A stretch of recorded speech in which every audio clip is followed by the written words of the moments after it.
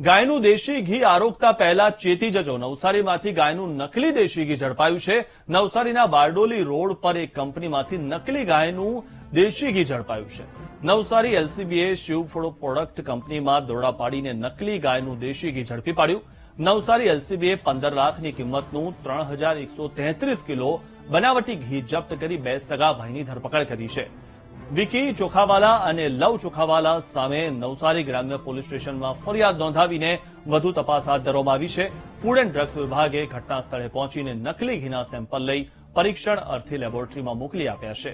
Shiv food product કંપનીમાં સુખવંત બ્રાન્ડનું નકલી ગાયનું દેશી ઘી બનાવવામાં આવતું હતું।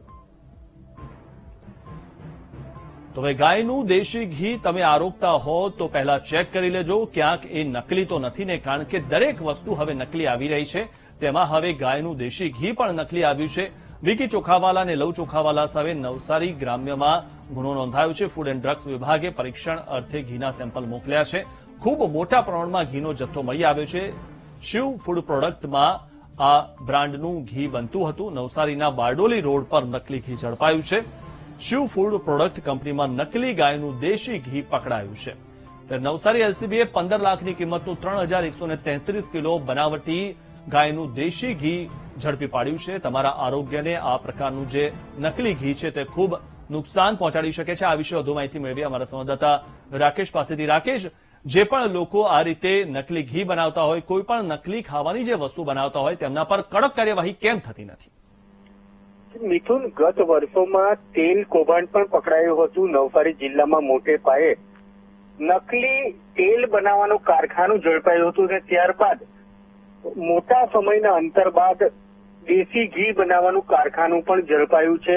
ખાસ કરીને લોકોના આરોગ્ય સાથે ચેડા કરવાનો આ કાળો કારોબાર નવસારી જિલ્લામાં સતત ચાલતો આવ્યો છે, જેને સામે પોલીસ પણ પાંગડી પુરવાર થઈ રહી છે, કારણ કે આ કેટલા વખતથી ચાલતું હતું।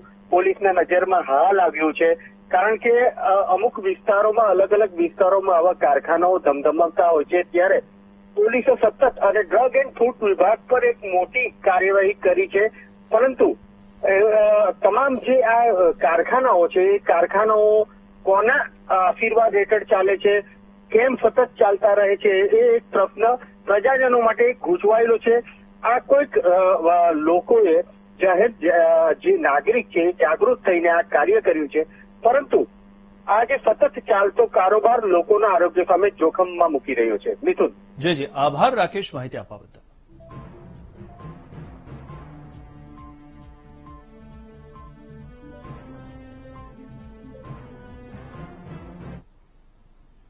સુરતમાં